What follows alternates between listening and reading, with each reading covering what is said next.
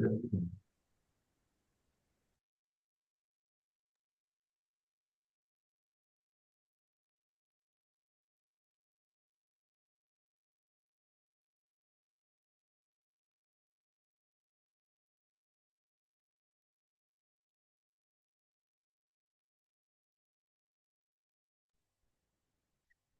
reitero meu bom dia aos presentes. Já tivemos juntos, né, todos na sessão ordinária do dia de hoje e estando então no horário regimental, eu declaro aberta a sessão complementar do dia 28 de março de 2025 da Terceira Câmara Julgadora do CAT.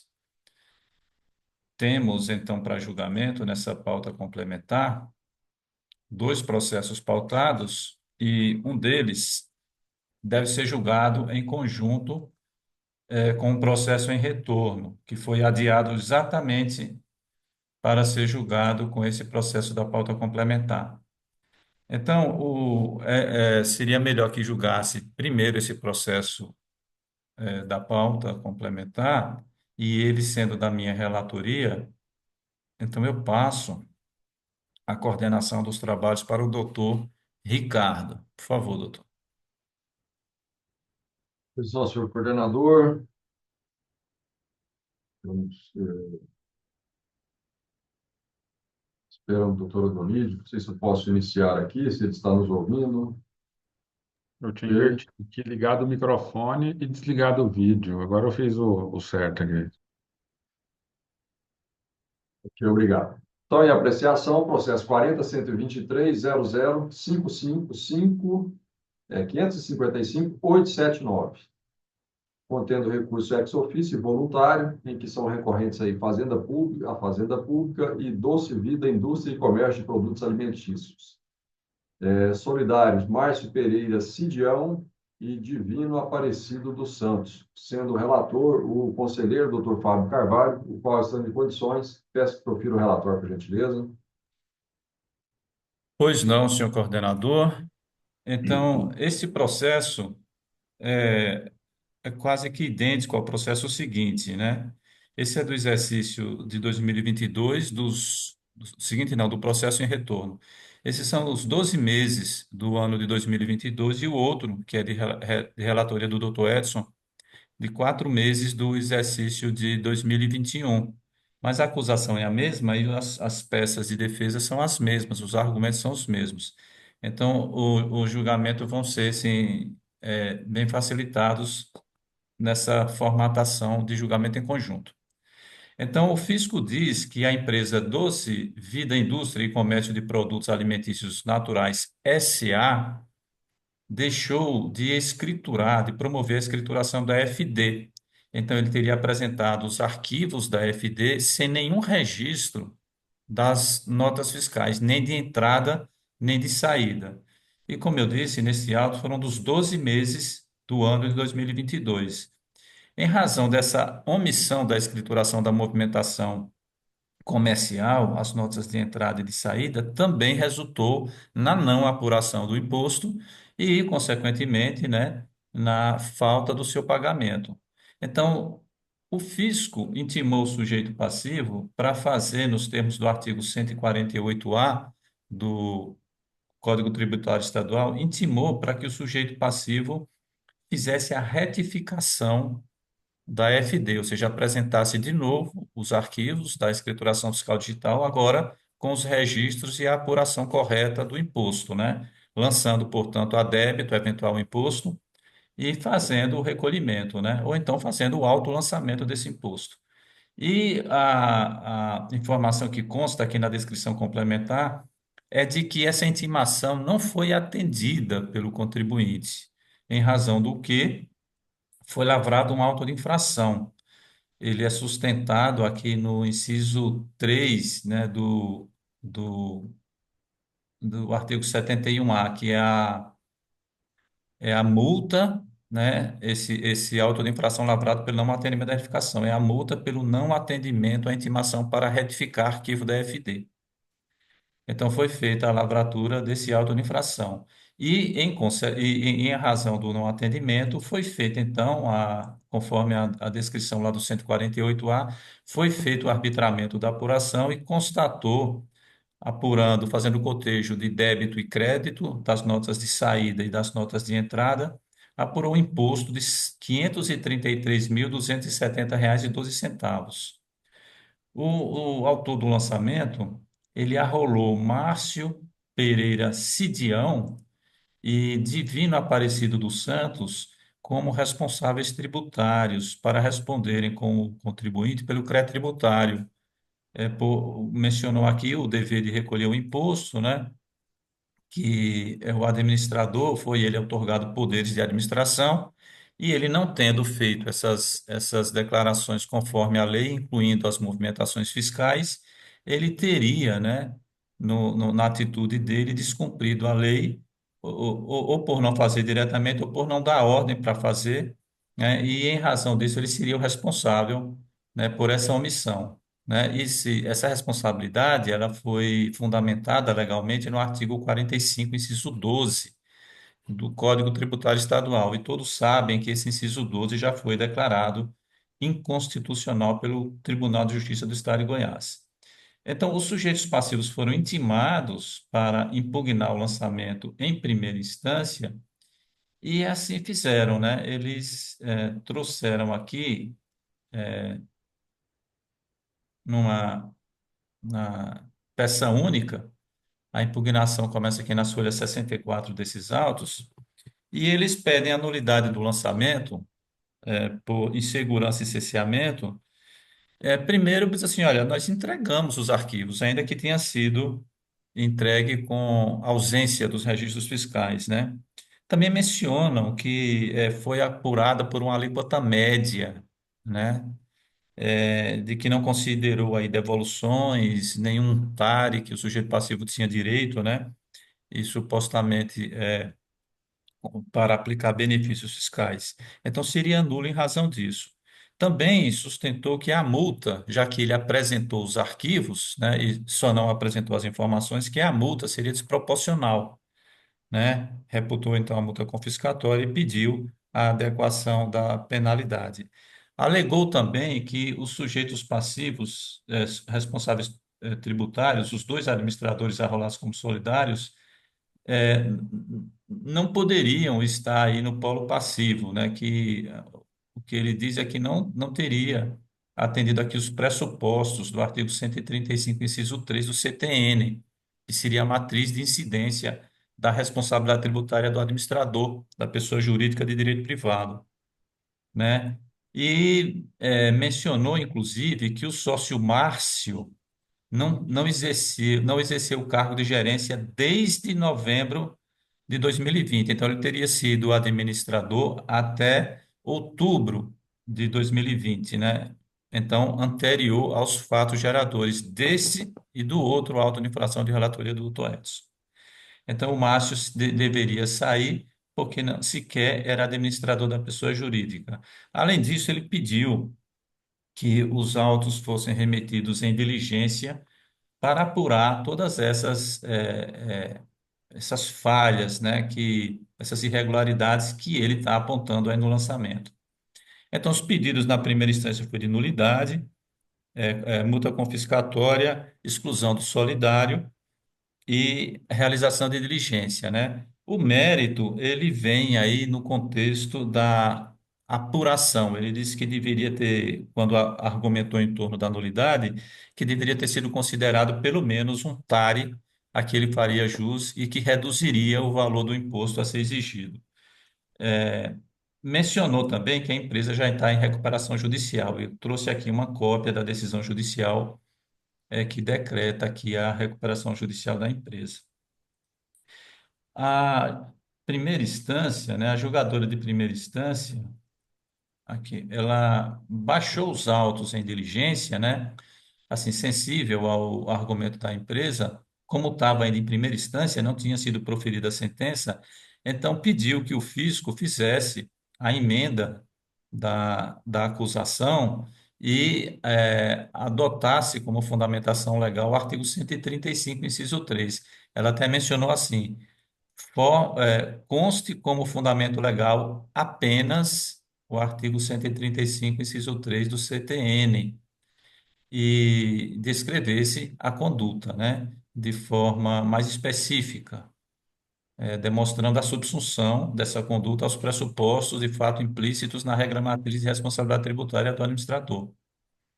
E assim foi feito. Então, aqui no termo aditivo de folhas 112, a autora do lançamento fez exatamente isso. Fez a retificação, aditando, né?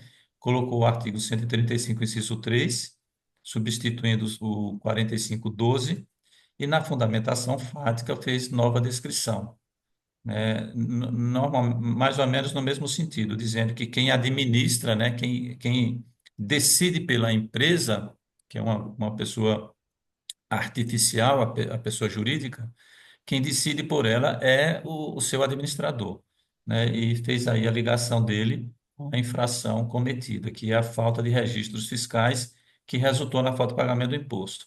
Então, os sujeitos passivos foram intimados do resultado dessa diligência, né? E apresentou aqui uma contradita, né? Refutando aí o resultado apresentado na diligência. E depois disso veio a sentença. Na, no, no, no começo, antes de tratar das preliminares, na fundamentação da sentença, a julgadora tomou o cuidado de trazer um conjunto de informações. Dentre elas, eu achei importante, e acho importante destacar, que ela faz o seguinte, que informa que consultou no banco de dados informatizado aí da Secretaria da Economia e verificou que o sujeito passivo não possui TARI ativo no período da ocorrência dos fatos geradores, objeto do presente lançamento, nem tampouco após os mesmos. Então, ela mostrou aqui nas folhas 138 desses autos que não haveria, né, benefício fiscal a abater do ICMS a recolher, ou seja, naquele argumento de mérito que devia ser usado o TARI, ela informa que consultou e não constatou o TARI ativo. Então, analisou as preliminares, analisou o mérito e o resultado da sentença foi de negar provimento, embora tivesse conhecendo a impugnação em primeira instância, né? Então, negou as preliminares, no mérito julgou procedente, né? Aplicando já o que dispõe o tema 1062.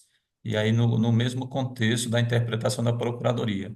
Excluiu da lide o co-obrigado Marcos Pereira Sidião, porque ele já não fazia parte, né, do quadro de administradores na época dos fageradores, mas manteve na lide o co-obrigado divino, Aparecido dos Santos, fundamentado no artigo 135, inciso 3 do CTN, conforme termo aditivo, né? E, e a Fazenda Pública, em razão dessa exclusão do Cidião, foi intimada e concordou com a exclusão do Cidião. E a Procuradoria, apesar de já ter sido aplicado o tema 1062, ela recorreu para que fosse observado o tema 1062, né? Então, é um recurso inébito, porque já consta da sentença e a Fazenda Pública não recorreu, dessa aplicação do tema 1062. Então, já é decisão definitiva. Mas, mesmo assim, consta aqui um recurso da Procuradoria nesse mesmo sentido. Como foi também intimado os sujeitos passivos remanescentes, eles apresentaram aqui recurso voluntário. E o recurso voluntário traz mais ou menos os mesmos argumentos. Pede a nulidade do lançamento, né? Porque teriam aí falhas, sobretudo no cálculo da apuração, da não consideração de benefícios, e também se refere ao TARI, né? Também pede que seja reduzida, a multa, porque entende que ela é desproporcional, reitera o pedido de exclusão do administrador, agora só para o remanescente, Divino Aparecido dos Santos, e reitera também o seu pedido de realização de diligência para que seja exatamente verificado essas falhas que ele aponta no lançamento, que seriam as devoluções, etc., o não aplicação do TARI e de outros benefícios a que teria direito o sujeito passivo, embora nenhuma das duas peças especificou, né, que benefícios são esses, o que prevê o TARI ou mesmo o outro que está no anexo nono, a que ele tinha direito. Então, os pedidos são esses de nulidade, multa, exclusão da multa, exclusão do administrador do polo passivo, do responsável tributário, e um pedido de diligência. Eu gostaria, senhor coordenador, antes de passar a palavra para a Fazenda Pública, de fazer já, apresentar já uma fundação que eu entendo que seria adequada para. Parou aqui na minha tela, vocês ouviram tudo que eu disse? Né? Então, eu gostaria aqui de apresentar uma fundamentação para que a Fazenda Pública possa analisar a nossa intenção de alterar a penalidade proposta. Então, nesse auto de infração, a obrigação acessória descumprida não tem dúvida que se refere à EFD, e nessa situação não se aplica nenhum dos incisos do artigo 71, como foi aplicado pelo autor do lançamento, mas se aplica os dispositivos, os incisos do artigo 71A. O caput do 71A diz que as obrigações acessórias concernentes à escrituração fiscal digital, e é exatamente a questão desse processo, ou seja, ele não registrou na FD a movimentação fiscal. Então, essa infração aqui, ela atrai o artigo 71A. E nesse artigo 71A, o dispositivo que tem que ser aplicado é exatamente o inciso 1. Eu vou só um instantinho, que eu acho importante, que diz o seguinte: por arquivo, pela falta de entrega, não houve a falta de entrega, mas diz o seguinte, ou entrega do arquivo correspondente à FD sem informar nenhum dos documentos fiscais. Então, a hipótese aqui do 71A, inciso 1, é a hipótese perfeita para subsumir a descrição do fato, que é a entrega dos arquivos sem nenhum registro fiscal. Então, ele prevê uma multa por arquivo. No fluxo natural dessa infração, o autor deveria ter lançado uma multa por arquivo e intimado o sujeito passivo para, em 20 dias, fazer a correção, a retificação e pagar o imposto, né, sob pena de ser autuado com uma multa mais gravosa, que é da linha B do mesmo inciso. Só que nestes autos não foi feita a linha A. Então, a nossa proposição é de fazer agora, de exigir a multa de 4.000, não, no exercício 2022 é de R$ 3.327,47 por arquivo, né? Então, são 12 meses, são 12 arquivos. Os arquivos de janeiro a dezembro, que tem que ser apresentado de fevereiro a janeiro do ano seguinte. Então, é a mesma multa para os 12 meses de 2022 e, além dessa multa, o agravante, a forma qualificada do parágrafo 7º desse arquivo, que diz que quando da infração houver falta de pagamento do imposto, a multa fica agravada em 60% do valor do imposto. Então, a proposta é alterar essa multa do artigo 71, inciso 3, que é igual ao valor do imposto, para uma multa composta por um valor fixo, né, por arquivo, mais um valor correspondente a 60% do imposto omitido naquele mês, né? Então, senhor coordenador, o valor dessa multa, desse processo, aos 12 meses da multa fixa, corresponderia a R$ 43.946,52. Os 60% do valor do imposto corresponde a R$ 319.962,07. A multa total corresponde, então, a R$ 363.908,59, que é menor do que a multa exigida nos autos originalmente. A multa exigida nos autos é correspondente ao valor do imposto, que é de 533 mil. Então, tem uma redução em torno aí de 20% do valor da multa, né? Então, eu pretendo fazer essa alteração e já estou apresentando a fundamentação para que a Fazenda Pública possa contestar ou concordar de forma mais consciente com a nossa proposta. Esse é o relatório e já a proposta de alteração da multa, senhor coordenador. Obrigado, doutor Fábio. Doutor Carlos, passa a palavra. Nós temos as preliminares, então, de insegurança, cerceamento, diligência, multa confiscatória, exclusão do solidário, o mérito e a adequação da penalidade. É, bom dia novamente a todos. Eu estou em dúvida se eu teria somente 5 minutos, porque eu já me manifestei na. Mas esse é outro processo, né? No caso, foi o que vai voltar que eu já me manifestei. Então, não, tudo bem. Mas eu vou tentar ser objetivo, em que pese que tem muitos detalhes aqui que precisam ser trabalhados.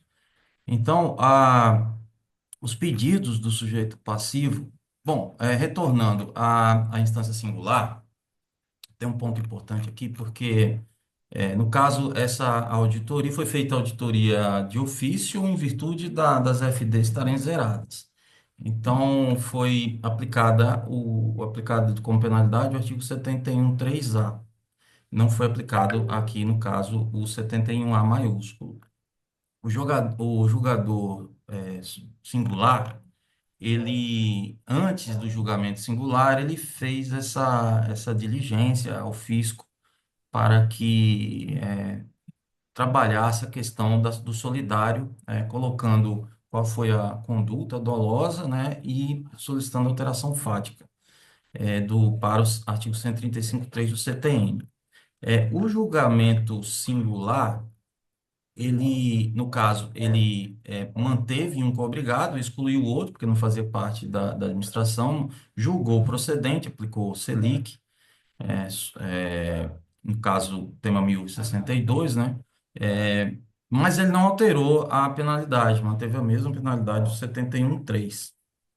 O sujeito passivo, então, na esfera cameral, ele vem pedindo, no meu entendimento, seria a questão inicialmente do redução do valor do auto, aplicando-se os benefícios do TARI. Houve esse questionamento também na instância singular. é, a, a julgadora singular verificou que não havia TARI no momento do fato gerador, né?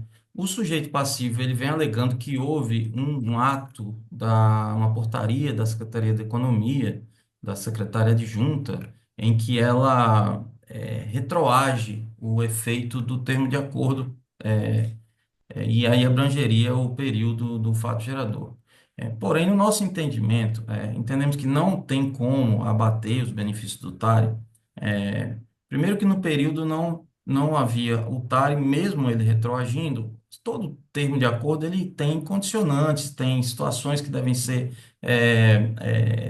realizadas, como percentuais de pagamento, atender certas situações, certas condicionantes, né? Então, para essa auditoria aqui, quem que pega as notas fiscais de entrada, saída, faz a apuração que o contribuinte deveria ter feito, não vislumbramos como retroagir aplicando um benefício que tem condicionantes, né, que não foram feitas no período, retroagir uma situação que começou praticamente, que deveria começar praticamente agora, né, porque não tem como retroagir você cumprir condicionantes e aplicar benefícios, principalmente numa situação dessa, em que a AFD foi feita zerada, né, ou seja, o contribuinte, mesmo tendo o termo de acordo, ele não utilizou, nem chegou a escriturar, a fazer a escrituração fiscal, não apurou o imposto, então, assim, nem os benefícios que ele tinha do TARI, ele aproveitou na época. Então, entendemos que não caberia aqui, a primeira alegação do contribuinte, aplicar esse benefício, mesmo retroativo, do termo de acordo. O segundo ponto, ele questiona a multa confiscatória. E, nesse caso, é interessante esse tema, porque no julgamento que tivemos aqui na Terceira Câmara, no dia 24/3, supermercado Bom Garoto, foi um auto muito interessante, inclusive foi mencionado pelo conselheiro Fábio essa questão desse auto, porque neste auto existia ou existe uma certa controvérsia em relação se aplicaria o 71 ou 71A maiúsculo no caso de omissão de ICMS quando for escrituração por FD. E este auto do dia 24 ele é muito interessante porque ele já vem no alto, ou seja, o sistema do alto, né, que lavrou o alto, já vem com o 71A maiúsculo, exatamente nesse caso de omissão de ICMS. Lá, no caso, foi só um não registro de saída, mas que tem um imposto. Aqui é muito mais complexo, aqui tem toda uma auditoria que foi feita, né, a apuração de ofício, mas que ensejou também uma falta de pagamento de ICMS. E lá naquele auto, ele já veio com 71A, já veio com o inciso 1, já veio com o parágrafo 3 e apenas acrescentou-se o parágrafo 7, sétimo, que deve ser aplicado também, que é exatamente essa questão da limitação da qualificadora e colocar também, se for tributação normal 60%, se ST 80%. Então, de certa forma, foi um alto paradigma no sentido de que a própria Receita está entendendo pela aplicação do 71A maiúsculo e não do 71. Nos próprios autos estão sendo lavrados dessa forma, né? Então, isso é uma questão muito significativa e que esclarece, né? Naquele auto foi julgado procedente, concordamos com ele, e nesse também nós concordamos com a proposta do conselheiro Fábio, de se alterar o 71.3A para o 71A maiúsculo, a linha B1, né? Que aí vai ser por período, mais os 60% do parágrafo 7º. Então, concordamos com essa proposição do conselheiro Fábio. Entendemos que esse vai ser o caminho agora em relação aos autos de infração. Talvez possa surgir, talvez até, se for necessário, talvez até uma súmula no CAD tratando disso, se for necessário, porque talvez entre de uma forma padronizada agora. Então, concordamos sim, com esse entendimento. Em relação à outra alegação da exclusão do solidário, ou seja, um foi excluído, já concordamos no processo com a exclusão de um, que não fazia parte da administração, e com o outro nós entendemos pela manutenção. E é interessante também essa questão, porque como a julgadora singular ela fez uma diligência para voltar para o autuante, se manifestar sobre a questão da, de qual seria a fundamentação legal e sobre a conduta subjetiva, não sendo mais uma conduta objetiva, houve um detalhamento aqui da conduta, ocorre duas situações muito interessantes. Primeiro, que evita a supressão de instâncias, o processo ele volta para a instância singular, e aí o sujeito passivo tem todas as condições de se defender em todas as instâncias, então ocorreu isso e ele se manifestou, né? Isso é um primeiro ponto.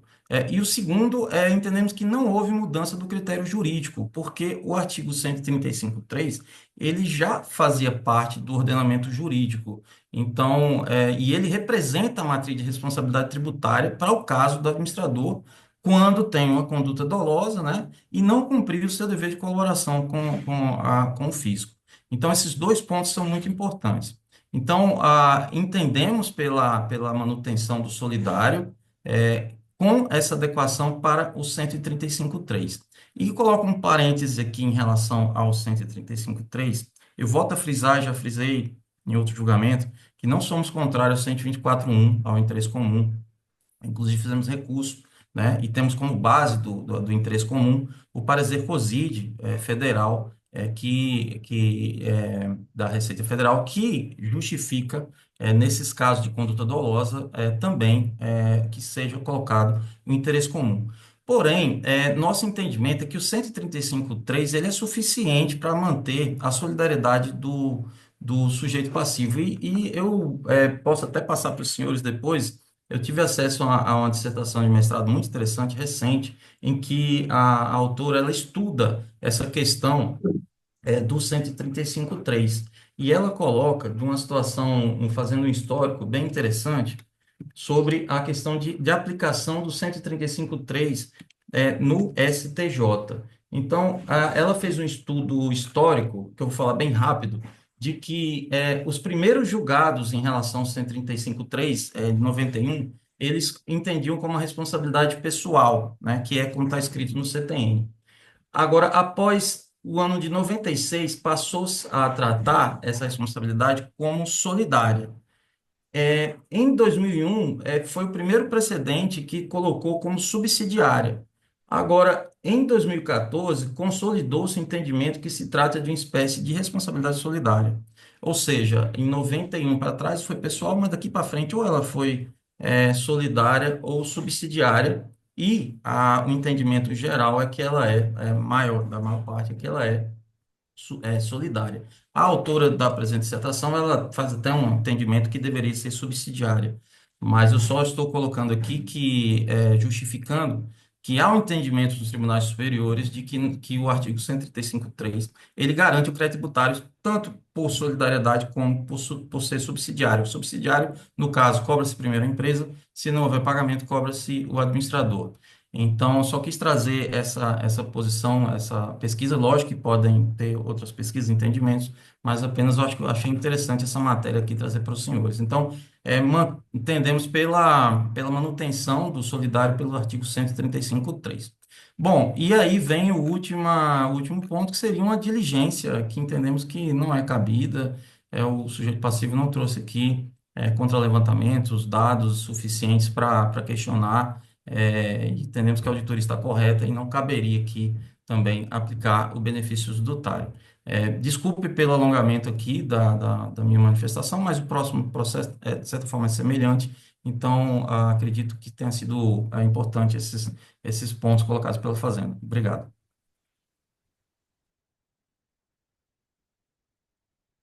Doutor Carlos, pergunto se há necessidade de conferência.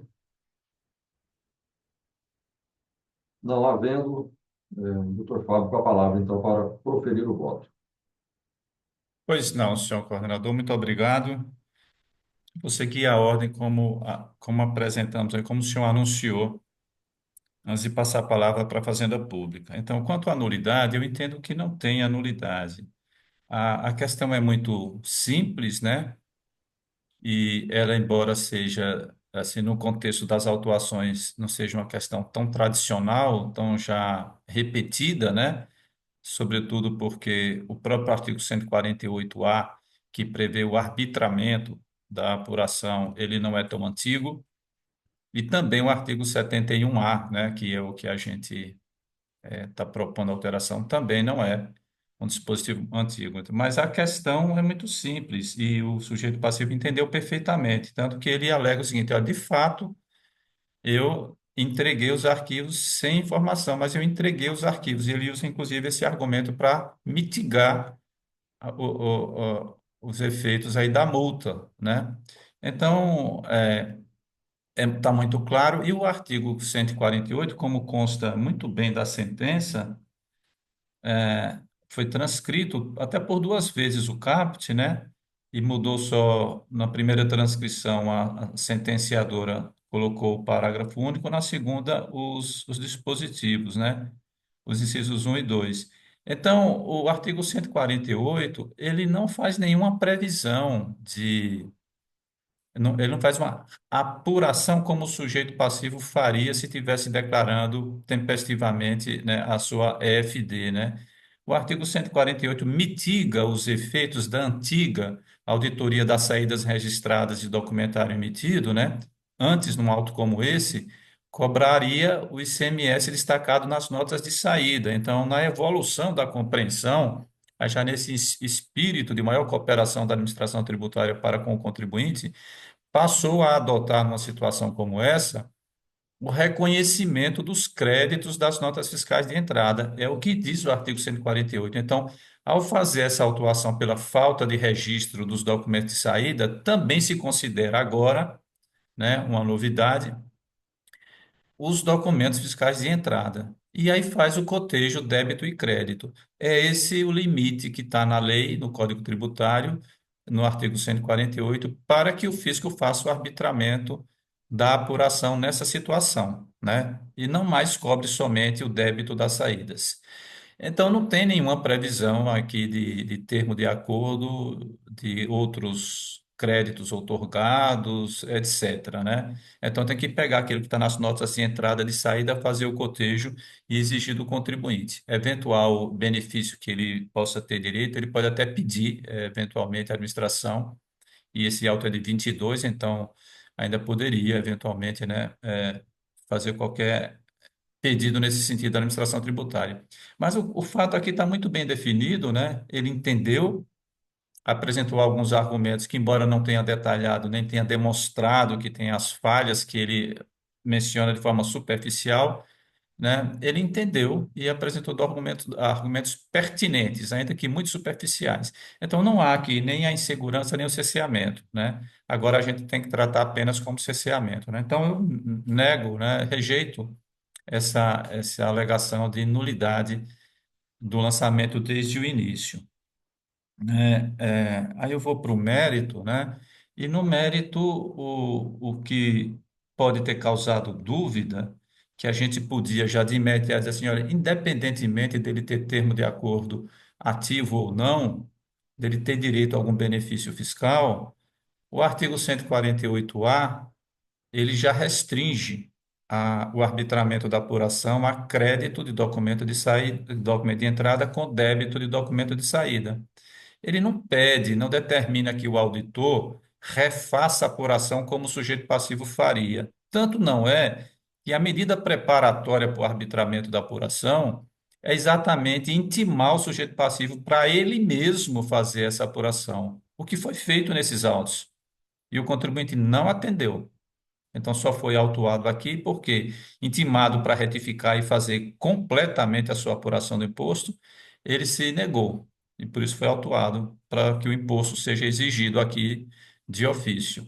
Então, poderia dizer o seguinte, que o arbitramento da apuração não permite senão o crédito das notas de entrada com o débito de saída. Mas, mesmo assim, ainda que se argumente assim, mas poderia-se pensar nisso, né? Um exercício assim de hipóteses, né? A julgadora de primeira instância trouxe aqui extratos do sistema nas folhas 138, mostrando que ele não tinha nenhum termo de acordo ativo nos períodos autuados de 2021 e 2022. Ele não tinha nenhum termo de acordo nesse sentido, né? E então sepulta de vez a hipótese de que poderia ter alguma outra forma de apurar que resultasse em imposto a exigir menor do que foi exigido. Então, não tem não tem nada em relação ao mérito que a gente pudesse. Mencionou lá umas devoluções, mas não apontou nenhuma devolução, né? Exatamente esse documento de devolução não apontou nada especificamente, né? Então, também no mérito, eu acho que não tem também maiores contestações nesse sentido. No mérito, então, eu também conheço desse recurso voluntário e nego-lhe provimento para manter a procedência declarada na sentença. No que se refere à multa, ela originalmente já não é confiscatória, não é porque ela foi originalmente lançada no valor do imposto. E esse critério de que a multa não deve superar o valor do imposto é o critério adotado pelos tribunais superiores para garantir a proporcionalidade da multa. Então, ela seria, né, por essa ótica, uma multa proporcional. No entanto, como nós propomos assim que terminamos o relatório, a multa mais específica para essa infração, ela não está no artigo 71, ela está no artigo 71A, porque a obrigação acessória descumprida diz respeito à FD.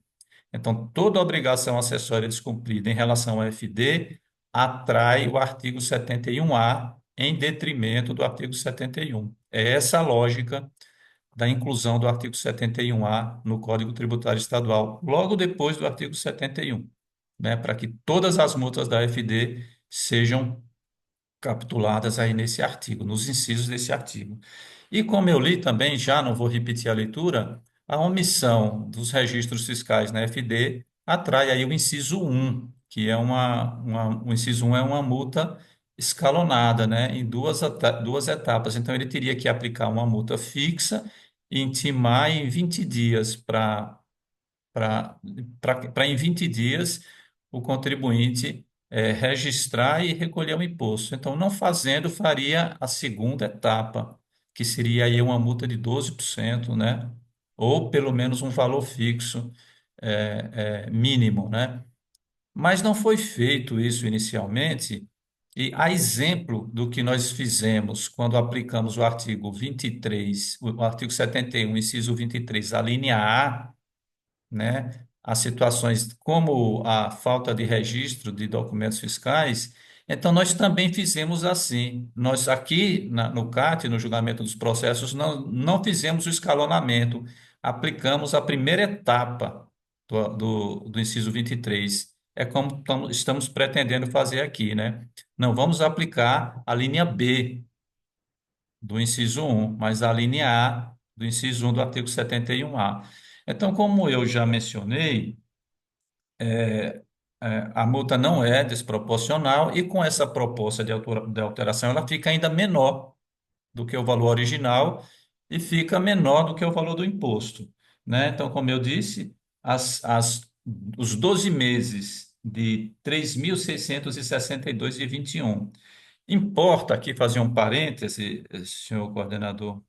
Eu até peço desculpa se eu estiver sendo muito prolixo, mas eu acho que é importante, talvez, deixar um pouco mais detalhada essa questão, porque as confusões são comuns. Então, olha aqui, no artigo 71, inciso 1, assim como é a lógica daquele 23A, então a gente tem os valores da multa definidos, né? Quando a multa é por arquivo, é sempre assim no CTE, quando as multas são definidas por arquivo, o valor da multa começa no mês de fevereiro.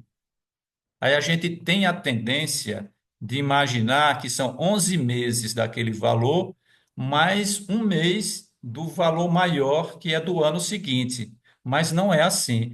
O arquivo de janeiro, ele é entregue em fevereiro. Então, como ele entregou em fevereiro sem os arquivos, a gente tem que considerar o arquivo de janeiro naquela multa prevista para fevereiro. E a lógica das notas que tem aqui na linha A do inciso 1 do artigo 71A, como ademais dos outros incisos de multa dessa mesma modalidade, né? Então, no ano calendário é o mesmo valor. Então, nesse caso aqui, de 2022, ela começa em 1º de fevereiro de 22, porque corresponde ao arquivo com os fatos geradores de janeiro, né? E termina em 31 de janeiro de 2023, que é quando se deve apresentar o arquivo com os fatos geradores de dezembro de 22. Então, é um valor o mesmo, né? De R$ 3.662,21 para cada um dos meses de 2022. Além disso, né, com o parágrafo sétimo, esse parágrafo sétimo diz o seguinte: se da infração houver a falta de pagamento do imposto, a multa fica acrescida de 60%. E houve falta de pagamento, ele não apurou e não pagou. Então, o imposto está indicado no detalhamento do crédito tributário e a gente pega 60% do valor do imposto e soma, né, esse 60% com o valor da multa fixa por arquivo. Então, é uma multa composta de um valor fixo e uma multa agravada no percentual de 60% do imposto. Então, essa multa total ficou em R$ 363.908,59. Como eu disse, menor do que os 533 mil, né, originalmente lançados, né? Então, é uns torno de cento e quanto? Daqui na R$ 170.000 a menos, né? É uma redução até significativa. Então, como propus, eu voto aplicando nessa alteração para que a multa seja calculada nos termos do artigo 71A, inciso 1, a linha A, com o parágrafo 7º do mesmo artigo, do CTE, né? Então, já faço aí o afastamento da alegação de desproporcionalidade e já faço uma adequação da multa, porque esta, do nosso ponto de vista, é a multa mais específica para a infração descrita. Vou para a diligência, né? Na diligência, assim, não há necessidade, porque o que ele alega, assim, muito superficialmente, en passant, né? Na verdade, também não tem fundamento ainda que indicasse qual era o termo de acordo vigente, né? Não poderia ser feito aqui no arbitramento da apuração. Então, também rejeito, eu indefiro aqui o pedido de diligência. E deixei, por último, a análise da responsabilidade tributária do administrador, né? Essa é uma questão assim que ainda tanto aqui no CAT, talvez no CARF, talvez no Tribunal de Justiça de Goiás e etc., né? E tem muitas visões, muitas interpretações, né?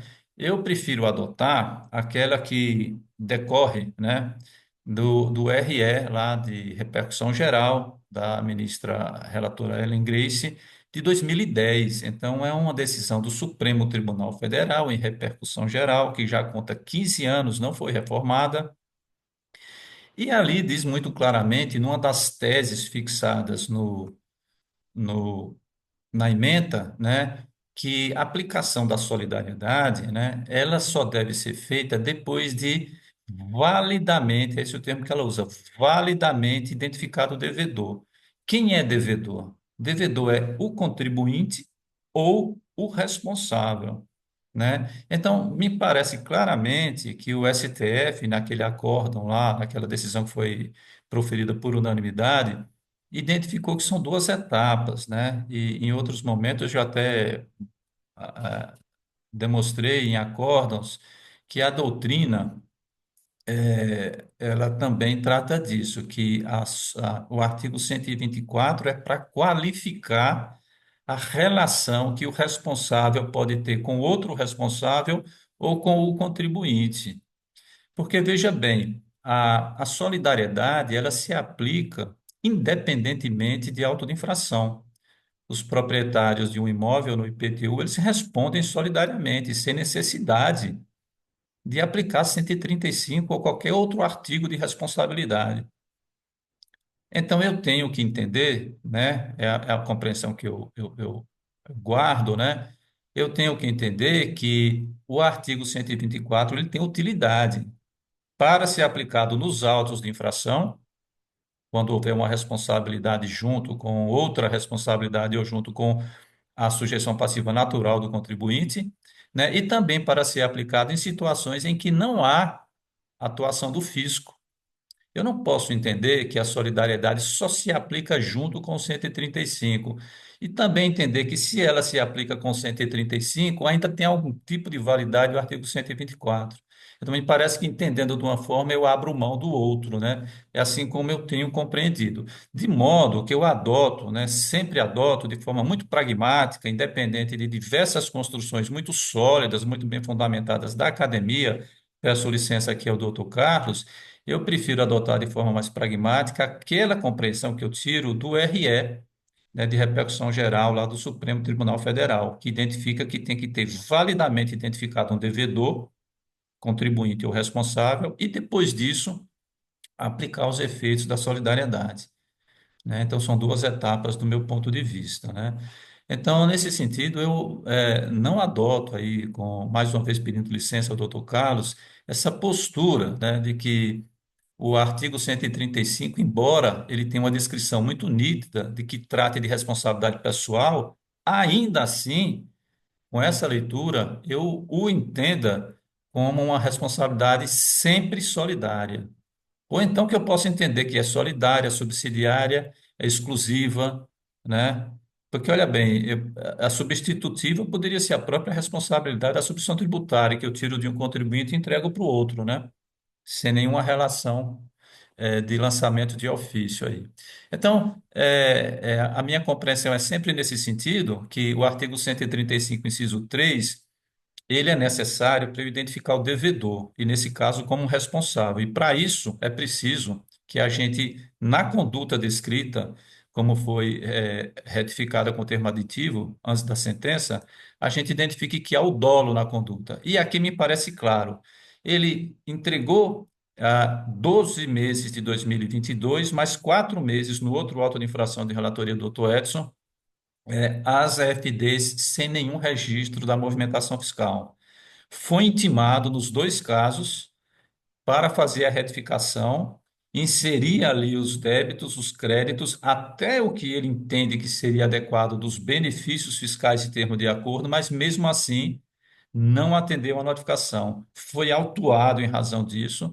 Nós estamos aqui já com algum tempo passado dessa autuação e ele não atendeu a essa notificação de retificar todas essas FDs. Então, me parece que ele resistiu conscientemente à apresentação dessa apuração feita por ele mesmo, para que o fisco pudesse fazer a cobrança desse imposto. Então, eu entendo que o dolo está configurado aí na conduta do administrador que sobra, né? Só sobrou um administrador, o outro foi excluído na primeira instância. Então, eu entendo que tem o dolo, né? Tem um dever instrumental claro descumprido pelo administrador, ou seja, ele não fez a apuração do imposto pela empresa.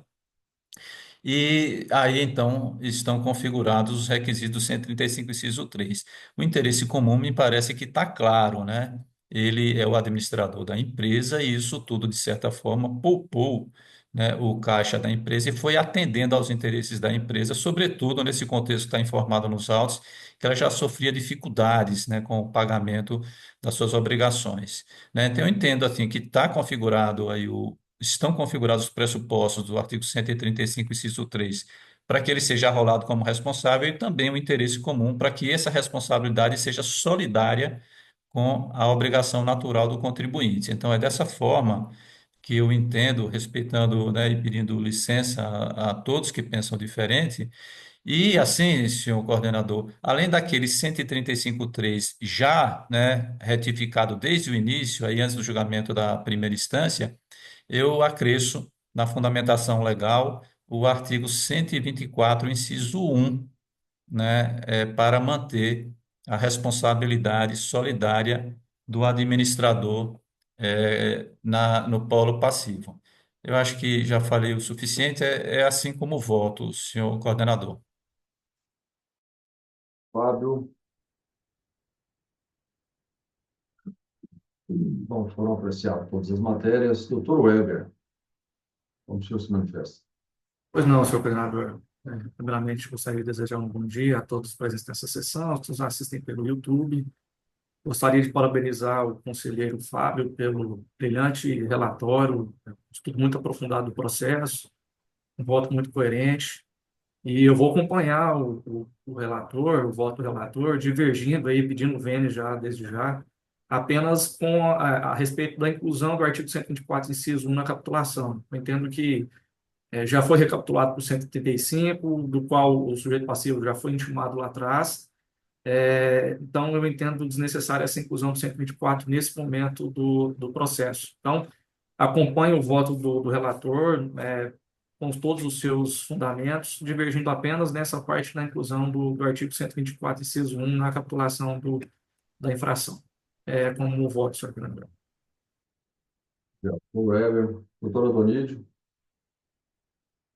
Bom, primeira vez que eu tenho a palavra aqui na sessão, vou desejar primeiro um bom dia a todos os conselheiros, em nome do nosso coordenador aqui desse processo, doutor Ricardo Dutra, também a nossa secretária da Terceira Câmara do CAT, a Laura, representante fazendário Carlos Augusto, todos que nos assistem também, e desejando um bom final de semana de descanso a todos. Acho que foi uma das semanas com o maior número de julgamentos aqui no CAT, essa que se finda hoje.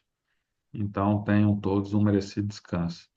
Quanto ao processo, é reiterado também o meu posicionamento, que ele se assemelha com o do conselheiro Fábio, que o artigo 124 é fundamental porque ele traz a solidariedade, além da responsabilidade do 135.3. Então, eu vou votar, não vou repetir aqui a fala do Dr. Fábio, que seria a mesma, a minha seria a mesma da dele, eu vou aderir à sua fala, seus fundamentos e ao seu voto.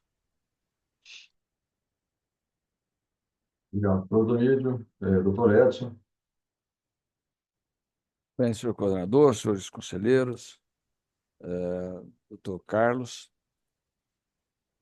quero parabenizar o doutor Fábio pelo vigoroso estudo e aprofundamento no processo.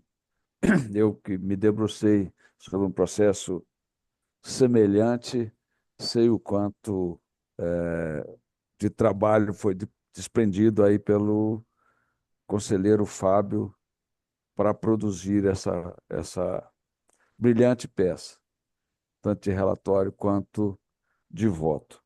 Eu voto com o conselheiro Fábio, mas aderindo à divergência levantada pelo conselheiro Weber, exatamente porque a julgadora de primeira instância, ao, aspas, consertar ah, o auto em razão da inconstitucionalidade do artigo 45.12, e ela, ao remeter para o auditor para fazer uma emenda, fazer um aditivo à, à peça inicial e oportunizar as partes para se defenderem daquele instrumento, o fez, ao meu ver, com toda presteza e com toda a legalidade.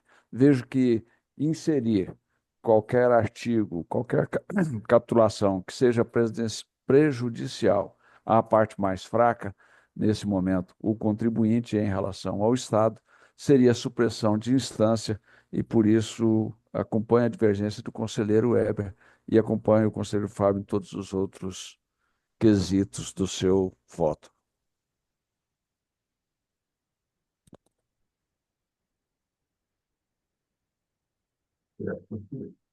Eu vou constar na certidão, então, a discordância em relação à fundamentação de incluir o 124.1, mas não entendo que não é caso de haver um voto em relação a esse quesito. Senhor coordenador, se me permitir, Será que eu olha, vou ter que empatar nessa situação de ter que então, incluir o 124? eu fui vencido ontem, todos estávamos no Conselho Superior, eu fui vencido ontem, e o presidente fez exatamente isso, né? Desempatou na fundamentação legal, mesmo sendo o mesmo resultado dos fundamentos diferentes. Então, assim, por coerência, né, acho que talvez a gente devesse, né, que a sugestão para o senhor, que o senhor deva também desempatar, assim como fez o presidente ontem. Bom, é uma situação que nós temos enfrentado semanalmente, né? É, e, e lá no Conselho Superior, nas câmaras, a questão é 45.12 exclui direto, né? A parte dos conselheiros exclui solidário direto, pela inconstitucionalidade do, do inciso 12, e a outra parte mantém,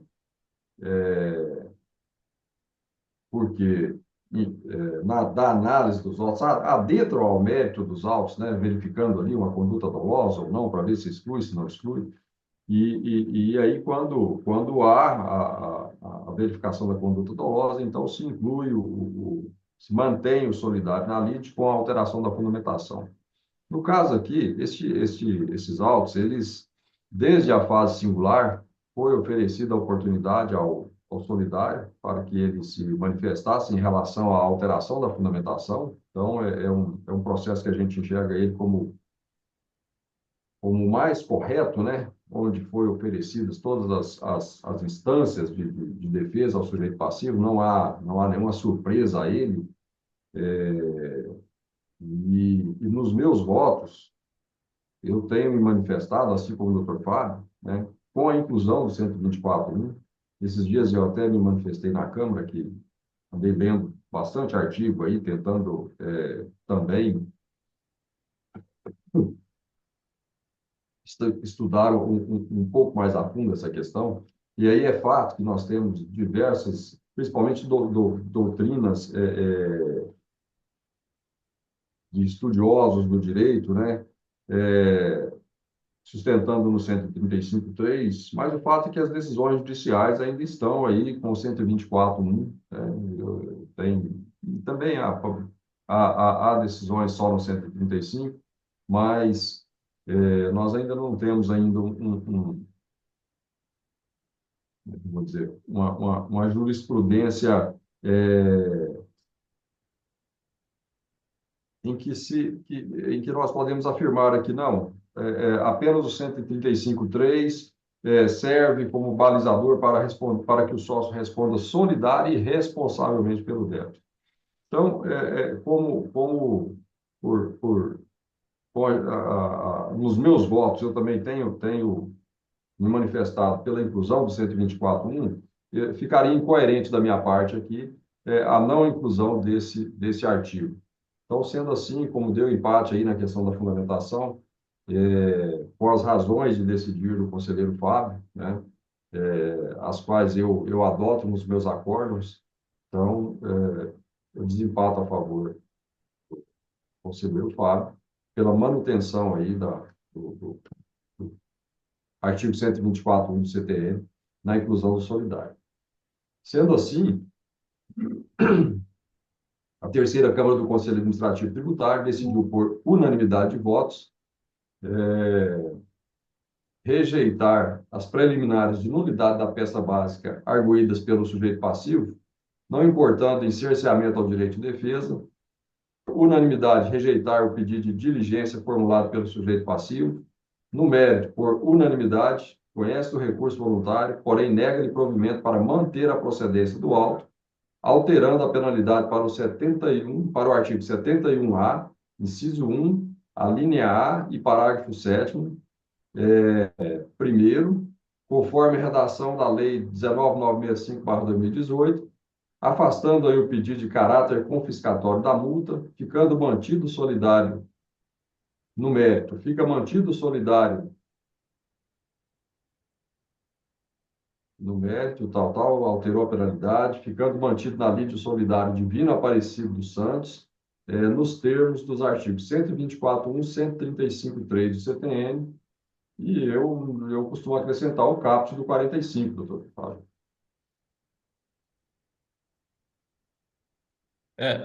Eu acho adequado também, senhor coordenador.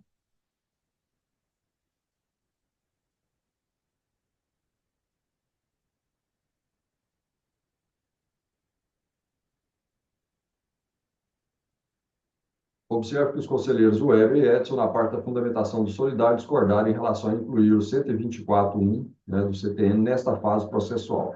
E aí eu fiz uma observação aqui dos valores em relação à penalidade adequada, 12 arquivos, vezes 3.662,21, deu um total de 43.946,52, mais os 60% do ICMS, que era o valor de 319.962,07, o total da multa ficou em R$ 363.908,59. É este o resultado do processo. Devolvo a coordenação ao conselheiro Fábio. Muito obrigado, doutor Ricardo. Então, podemos fazer agora aquilo que se propôs, para que se propôs o adiamento do processo da mesma empresa para o dia de hoje.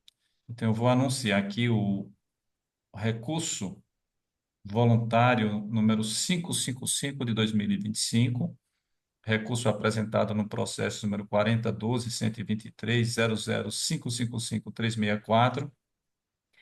Esse processo tem os mesmos sujeitos passivos do processo anterior, Doce Vida, Indústria Comercial e Produtos Alimentos Limitada e o responsável divino, né? E nesse processo também o Dr. Carlos é o representante da Fazenda Pública Estadual, não temos advogado, né, para sustentação oral, e o relator aqui é o Dr. Edson Cândido Pinto, né, a quem eu peço que apresente o seu relatório, mas já suponho que talvez o senhor proponha a extensão do resultado do julgamento anterior, fazendo aí as adaptações que forem necessárias.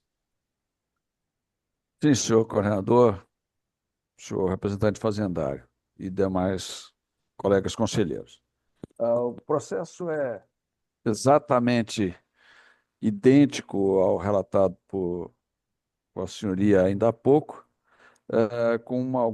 com as exceções de valores, é lógico, porque versa do dia 1º de setembro ao dia 31 de dezembro de 2021. Nesse processo, não há manifestação da Procuradoria, como houve no processo relatado anteriormente.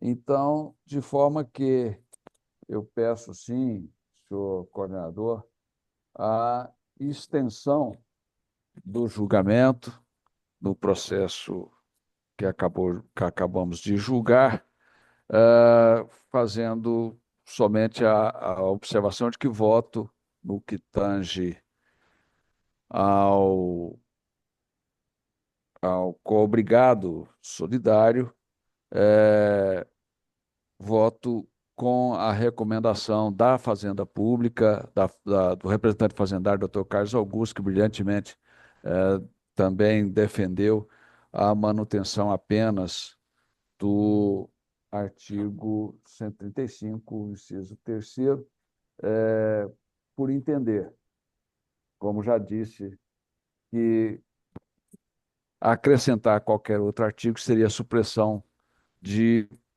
instância em relação ao coobrigado e que a, a julgador de primeira instância fez a diligência necessária, aditivou o auto de infração, então mantenho a, a, o coobrigado Divino Aparecido dos Santos na lide apenas na capitulação do artigo 135.3, é como voto, senhor coordenador.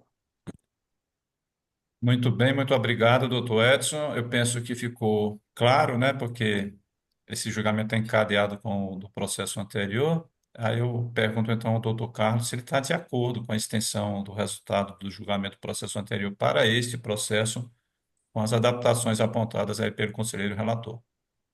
Doutor Fábio, foi até importante o julgamento anterior, né, detalhado, né, muito bem explicado, seu relatório, seu voto, porque esse realmente é idêntico, né, com apenas alguns detalhes, então foi muito proveitoso o tempo anterior para exatamente ganharmos tempo agora nesse, né, e só voltando a esclarecer de que a Fazenda Pública não discorda da proposição do 124.1 do conselheiro Fábio, nem do caput 45, apenas entende que o 135 ele seria suficiente, mas se colocar o 124.1 não há problema, porque, conforme mencionado, inclusive o TJ tem decisões diferentes, né? 135, 124, então é uma situação ainda que está por se definir, não há uma padronização do Tribunal de Justiça de Goiás, então é um tema que vai, no futuro, talvez chegar a um consenso, mas é só deixando claro essa situação, esclarecendo aqui que não discordamos do interesse comum. Obrigado e concordamos com esqueci agora a palavra. É, Extensão. com a extensão. Obrigado. Nós que agradecemos, doutor Carlos. Sexta-feira, é Senhor sempre coordenador, sexta-feira, né? senhor coordenador, só São 9 processos hoje, né? Para É, mim. só uma parte, fique à vontade, doutor Edson. por favor, para reiterar que também adiro à alteração da penalidade para o 71A, inciso primeiro, letra A, e o agravamento do parágrafo 7º. Muito bom, doutor Edson. Eu vou ler aqui os números para o senhor confirmar se são esses mesmos, né? Então, os quatro arquivos mensais têm multa fixa de 13.000 no total, 13.309. 309,88. Isso. A multa variável soma nos 4 meses 84.868,55. E o total Perfeitamente. das duas parcelas, R$ 98.178,43. Perfeitamente. O senhor me perdoe não ter citado os números. Como diz o doutor Carlos, nós quisemos ganhar o maior tempo possível e acabei pecando pela falta nesse quesito, mas as contas são essas mesmo. Muito obrigado, O senhor senhor não Adalto. pecou e não faltou. O senhor mencionou que concorda com a alteração da multa, ou seja, trouxe à baila a necessidade de que, né, não teve falta nenhuma, doutor Edson. Ok. Necessidade de conferência nesse processo, conselheiros? Então, podemos fazer a tomada dos votos, né? Então, o doutor Edson votou estendendo o resultado, como no outro, não concordando com a alteração da fundamentação legal da responsabilidade, embora mantenha o responsável nos termos do artigo 135, inciso 3. Acompanhar, então, o doutor Weber. Né? Então, não, desculpa, essa é a extensão dele, né? Eu indago, então, se todos estão de acordo com a extensão conforme apontado aí pelo doutor Edson. De Sim, eu acordo, voto soberano. pela extensão, de acordo com o mérito colacionado aí pelo Dr. Edson, e o meu voto anterior pelo 124. Muito bom. E o De doutor... acordo com a extensão. Como eu me Isso. Eu acho que o mantive. Dr. Ricardo não votou no mérito no anterior, né? Só É, falta. votou É, desempatando. eu votei apenas no desempate em relação à inclusão do 124.1 e as palavras que me faltaram na hora lá, o Dr. Carlos falou aí, padronização e consenso, né? Na argumentação ali me faltaram essas palavras, em relação ao 124.1 ou não. E com relação aos demais preliminares e mérito e adequação da multa, de acordo com a extensão, participei da votação do processo anterior, embora não tenha votado. Ok. Então, muito obrigado, conselheiros. Podemos, então, anunciar o resultado para julgamento deste processo. Assim, a terceira Câmara Julgadora do CAT, no julgamento do recurso voluntário 555 de 2025, decidiu, por unanimidades, indeferir o pedido de diligência formulado pelos sujeitos passivos. Também não dá provimento ao pedido de exclusão do solidário Divino Aparecido dos Santos. Nesse quesito, os conselheiros Ricardo, eh, Adonídio com voto, quer dizer, empatou também aqui, né? Por extensão, eu vou desempatar com a posição do conselheiro Ricardo. Então, o conselheiro Ricardo Adonídio, com voto de desempate da coordenação, incluíram na fundamentação da responsabilidade tributária solidária o caput do artigo 45 e o artigo 124, inciso 1 do CTN, sem prejuízo do artigo 135, inciso 3, que já constava da sentença. Os conselheiros Edson e Weber entenderam que não é possível fazer alteração da fundamentação legal da responsabilidade tributária nessa fase do julgamento, mantendo apenas o artigo 135, inciso 3. No que se refere ao pedido de nulidade de processamento, ele foi rejeitado por unanimidade de votos também. No mérito, não foi provido o recurso voluntário e mantida a procedência total do lançamento. No entanto, a penalidade foi alterada por decisão unânime, para que seja aplicado o artigo 71A, inciso 1, a linha A, com o parágrafo 7º desse artigo, todos do Código Tributário Estadual, de modo que a multa, na sua composição de multa fixa por arquivo e multa proporcional ao valor do imposto, na soma total, assumiu o valor de R$ 98.178,43. Este é o resultado para o julgamento deste processo. Vamos então para o outro item. Isso representou então o julgamento já do retorno do Civida, né? E do um dos itens da pauta, o item 1 da pauta. Agora vamos para o segundo item da pauta, é um processo de relatoria do Dr. Ricardo. Eu anuncio então a impugnação em segunda instância número 562 de 2025. Apresentada no processo de número 4012, 4010, 44837. Este processo tem apenas um sujeito passivo, Texas Digital Limitada. Não tem advogado registrado na pauta. O relator é o doutor Ricardo e o representante da Fazenda Pública é o doutor Carlos. Peço, doutor Ricardo, que quando o senhor estiver em condições, por favor, apresente seu relatório.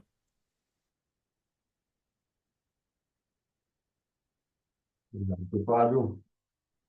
Bom, trata-se de impugnação em segunda instância interposta pela empresa Texas Digital Limitada. A autuação versa sobre omissão de entrega de EFD, mesmo após decorrido o prazo de 20 dias da ciência do auto infração anterior, que é o de final 5750, que resultou aí na imputação de multa formal no valor de R$ 1.774.516,65. A fiscalização lavrou o auto de infração em 16 de outubro de 2024, após constatar a persistência da omissão na entrega da FD pelo contribuinte, mesmo após a lavratura do auto anterior que serviu de notificação. Então, o período da infração aqui é de dezembro de 2021 a setembro de 2023. O contribuinte foi intimado, 18/7/2024, do início da auditoria. Houve ali um auto de infração lavrado 401.24.00.83.57.50, lavrado em 16 de agosto de 2024, por ausência da entrega da FD. Neste foi cobrado R$ 81.887,94 de multa formal. Então, houve a intimação para apresentação da impugnação. Ele foi cientificado ali, tem ciência expressa no DTE, dia 11 de setembro de 2024. Não apresentou impugnação em primeira instância, foi lavrado o termo de revelia, intimado para apresentar impugnação em segunda instância. Ele comparece, então, nesta fase e argui o seguinte: preliminar de insegurança, afirma que não consta a capitulação da infração e muito menos da penalidade. Aduz que o artigo 71, onde consta o inciso 1, a linha B, item 1 do CPE,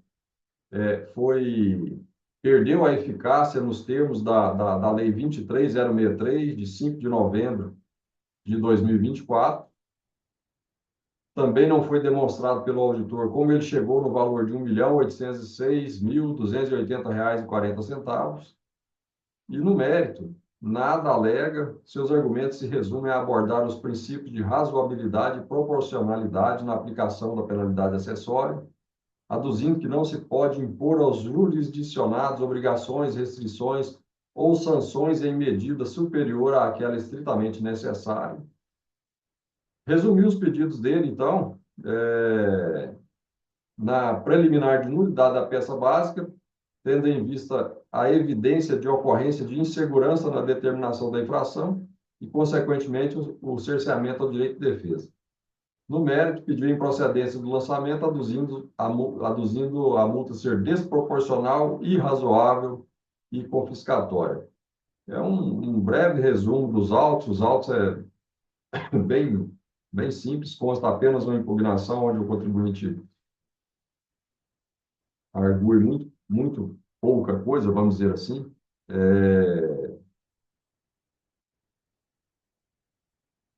Como não tem advogado, acho que eu posso até antecipar o voto para Fique à vontade, manifestação. conselheiro. Acho que aqui o auto foi muito simples. Bom, conforme narrado, trata-se de autuação por omissão da entrega de FD referente aos períodos de dezembro de 21 a setembro de 23. Mesmo após a empresa ter sido autuada anteriormente por igual infração, no auto de infração 5750, com ciência expressa em 11/9/2024, diante da inércia do contribuinte, lavrou-se o segundo auto,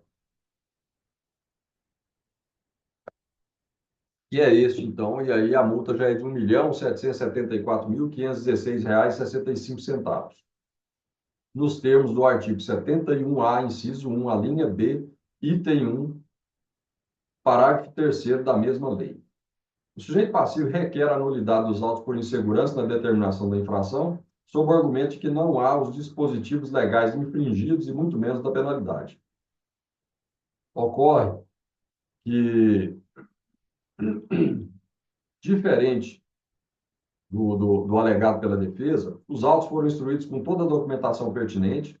Ressalto que esse já nasceu no ambiente do PATE, constando toda a documentação probatória de maneira bem didática e sequencial. Observe que foram oportunizados ao sujeito passivo defesa em primeira e agora em segunda instância. Alega que o artigo 71, inciso 1, a linha B, teria perdido a eficácia em razão da Lei 23.063, de novembro de 24.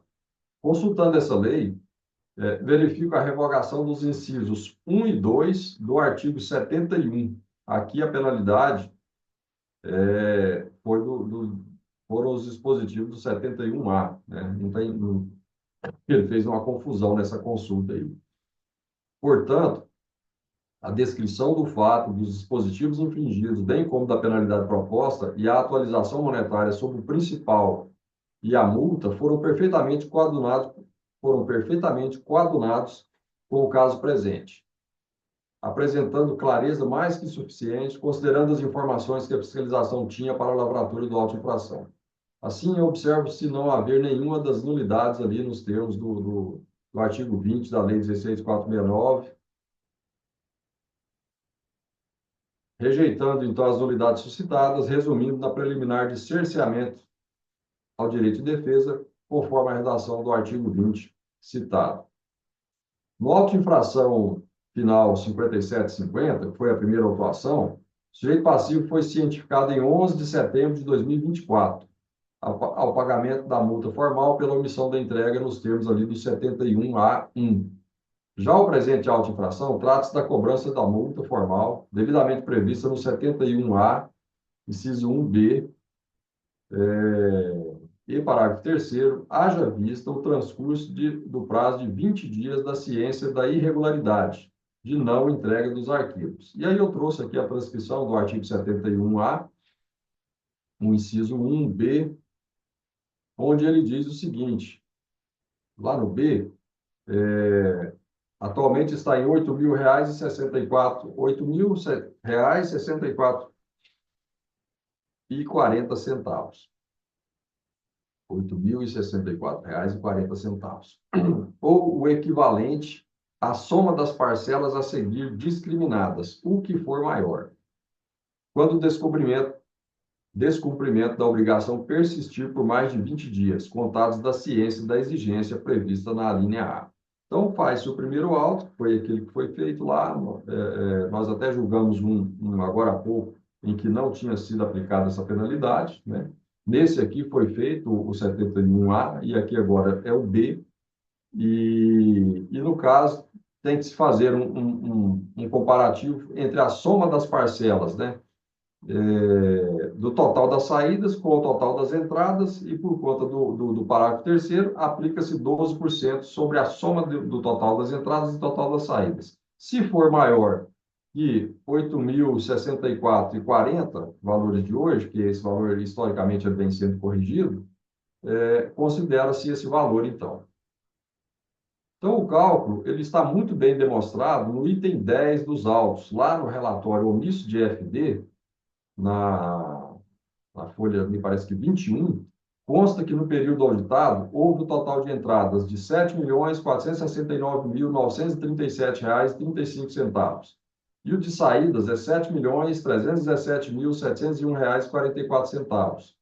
E aí, com a limitação do parágrafo 3º, 12% sobre a soma desses valores, dá um total de R$ 1.774.516,65 exigido nos autos. Assim, tendo sido constatado que o sujeito passivo deixou transcorrer o prazo de 20 dias previsto na legislação, plenamente cabível o presente lançamento, a partir de 2/10/2024, conforme consta a data de início do cálculo no campo D do anexo estruturado do auto de infração. Então, por que essa data? É porque é devido 20 dias após a data da intimação, a data do ciente dele. Então, ele deu ciente, acho que 11/9/2024, conforme eu disse ali no decorrer do relatório, e aí, 20 dias após essa data, deu aí 2/10/2024, por isso que consta lá. No mérito, a defesa alega que a multa aplicada é desproporcional, irrazoável e confiscatória. Observe que cabe a este Conselho Administrativo verificar a correta legalidade do lançamento. Nesse sentido, o dispositivo legal prevê que, na reincidência da infração, a penalidade deve ser agravada, observando-se ainda a limitação do valor do tributo, conforme lá o parágrafo 3º do artigo 71A. Portanto, verifica-se que a base de cálculo da multa foi estabelecida a partir de percentuais incidentes sobre os valores das notas fiscais emitidas e recebidas no período, como demonstrado nos relatórios extraídos dos sistemas fazendários, tendo como base as informações do banco de dados da NFE, limitando-se, portanto, ao imposto que seria devido nas operações, conforme expressamente previsto na legislação. Assim, não há ilegalidade ou vício formal na lavratura do auto ou na quantificação da multa. Motivo pelo qual concluo meu voto, senhor coordenador. afastando a preliminar de nulidade por cerceamento ao direito de defesa, e, no mérito, conheça a impugnação em segunda instância, negue o provimento para considerar procedente o auto de infração. É como voto. Muito bem, muito obrigado, doutor Ricardo, sobretudo por antecipar o seu voto. Então, eu já passo a palavra para o doutor Carlos. Penso que agora vai ficar facilitado, doutor Carlos. Então, por favor, o senhor tem 10 minutos. Obrigado, doutor Fábio. Eu tinha duas observações aqui a fazer em relação a esse auto. Primeiro, a eficiência do CAT em julgar um auto que foi lavrado em 16/10/24, já está na Câmara aqui. O estoque de processo do CAT está diminuindo, a velocidade de julgamento. Tanto é que hoje temos novos julgamentos, estão acabando. Eu tenho novos processos, estão acabando aqui essa maratona, mas aqui isso aqui é um exemplo de um processo como está andando aí os julgamentos, a velocidade e a eficiência do conselho. Então, o primeiro ponto que eu queria colocar é esse. Segundo ponto é que, em que pese que o valor seja alto realmente, do auto de infração de 1 milhão, mais de 1.700.000 reais, está completamente adequado ao que está previsto no 71A, né? Então, houve um auto inicial para a entrega de FD, persistiu por mais de 20 dias, a aplicação está correta, 71A maiúsculo, 1B e item 1, com a limitação do parágrafo 13, né? Tem toda a apuração no auto de infração detalhadamente dos valores para chegar a esse 12%. Então, em que pese que seja um valor alto, está corretamente perfeito dentro da legalidade, porque se o valor foi alto, a movimentação foi maior ainda, né? Então, em virtude disso, entendemos que não houve o cesseamento, né, insegurança dentro do cesseamento, houve mais uma confusão do sujeito passivo que não entendeu, achou que era o artigo 71, né? Mas está claramente aqui o 71 lá no alto, então não há nulidade, e a multa entendemos não ser confiscatória, então, em virtude disso, concordamos plenamente com o voto antecipado do conselheiro Ricardo. Obrigado. Nós que agradecemos, doutor Carlos. Suponho que a concordância da Fazenda, do relator, suponho que não haja necessidade de conferência. Acertei? Ok. Quer completar o seu voto, doutor Ricardo? Não, aqui voto bem simples, o voto também, né, foi apenas a preliminar de cerceamento e o mérito. E, de fato, me chamou a atenção a questão desse auto já ter nascido no Poitiers e como vai facilitar para todos, né? A gente tinha aqui um escaneamento de documentos, por mais que se tente, por mais que se consiga ali melhorar a resolução, os documentos jamais eles ficariam com a qualidade que está chegando aqui agora. Então, é um ganho em termos de eficiência na parte do julgamento, na parte do andamento processual, né, fica bem, todas as fases processuais estão bem registradas ali, a intimação, os recursos, as peças. Então, assim, é de se ressaltar mesmo o trabalho feito e parabenizar a todos que estão dando andamento aí nesse projeto. Muito bem, muito obrigado, doutor Ricardo. Então, vota em seguida o doutor Weber, por favor. Pois não, senhor governador. Gostaria de parabenizar o conselheiro Ricardo pelo seu voto e eu acompanho integralmente em todos os seus fundamentos o voto do relator. Muito obrigado, doutor Weber. Doutora Donide, por favor.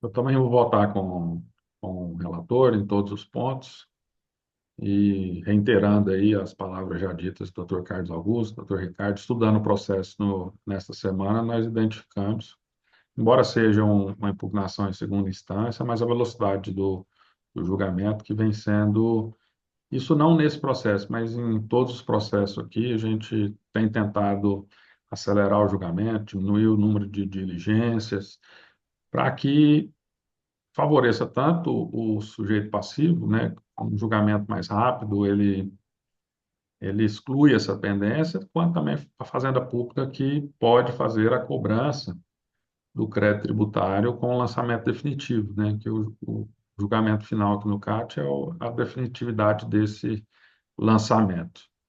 Então, isso é o que nós todos aqui do Conselho, e parabenizar aí na pessoa do presidente, o Lidilone, mas todos estamos engajados nesse trabalho de dar uma maior eficiência ao Conselho Administrativo Tributário. Muito bem, doutor Antonídio. Muito obrigado. Então, por fim, doutor Edson. Governador, voto integralmente com o conselheiro Ricardo, fazendo coro também aí as palavras do doutor Carlos Augusto, no sentido dessa efetividade. Eu, que sempre fui usuário do CAT e agora fazendo parte desse corpo de julgadores, fico muito honrado com de fazer parte dessa história, desse momento de transição e de celeridade, como bem pontuou o nobre doutor Carlos Augusto. Obrigado. Nós que agradecemos. Eu, antes de anunciar o resultado, eu não queria ficar de fora, né, desse coro de vocês, né? Mas eu gostaria de ressaltar, sobretudo, as pessoas, né? Hoje, o doutor Edson, o doutor Ricardo e eu estávamos discutindo os processos 4 horas da manhã no WhatsApp, né? Anteontem, por volta da meia-noite, doutor Bruno, eu e o doutor Ricardo, mais da meia-noite, um pouco passado da meia-noite, ainda estávamos discutindo os processos do dia seguinte. Então, eu gosto de ressaltar exatamente isso. Tem a modernidade dos sistemas, mas como o doutor Adonidio bem ressaltou, o empenho das pessoas é fundamental. E eu estou muito feliz em coordenar essa Câmara, porque percebo que isso não falta aqui, né? O compromisso, o empenho, as pessoas se desdobram para que não seja necessário, né, fazer uma diligência desnecessária, ou seja, mandar passar mais 6 meses para o processo voltar com uma conta que às vezes o conselheiro tem feito aqui nessa Câmara, né? Uma conta simples e tem sido resolvido aqui. Assim também tenho estudado o processo para evitar pedido de esclarecimentos necessários ao fisco ou ao contribuinte. Então, vocês todos, né, pelo menos no nosso contexto, no nosso universo de terceira Câmara, vocês todos estão de parabéns e são peças fundamentais, assim também como, né, o desenvolvimento tecnológico, o empenho do presidente, né, mas sem prescindir do empenho individual de cada um, né. Eu, assim, realmente estou muito satisfeito de estar com vocês aqui nessa Câmara. Vamos então anunciar o resultado para esse julgamento. A terceira Câmara Julgadora do CAT, no julgamento da impugnação em segunda instância número 562 de 2025, decidiu, por unanimidade de votos, rejeitar o pedido de nulidade do lançamento por cesseamento à direito de defesa e, no mérito, conhecer a impugnação, negar-lhe provimento para declarar procedência total do lançamento.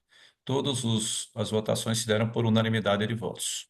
Este é o resultado para o julgamento desse processo. Então, agradeço aqui a presença do Dr. Carlos. Muito obrigado, Dr. Carlos. Um bom final de semana, né? Bom descanso. E Obrigado. Desejo mesmo aos conselheiros e até a próxima semana. muito obrigado. Não temos mais nenhum outro expediente, não é, Laura? Laura, hoje foi imprescindível aqui para evitar que a gente esquecesse de alguma coisa. Então, não temos mais nada, né? Isso, não temos. Obrigado, Laura. Então, eu agradeço a presença de todos, desejo a todos um descanso merecido, um bom final de semana. Convoco-os a todos para uma nova sessão de julgamento à segunda-feira, às 8h30 da manhã, e declaro encerrada a presente sessão.